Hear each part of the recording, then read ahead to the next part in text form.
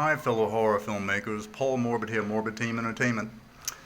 The other day, recently, I was going out to do some test filming, and I do mean filming, of my current experimental horror film.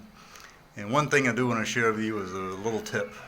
Make sure before you go out to film a particular scene or scenes that you take a pad and a pen or pencil that day before and you write everything out.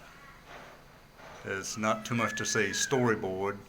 I'm talking about how you're going to film everything. Of course you're going to go to the scene location and take as many photos as possible of the location itself.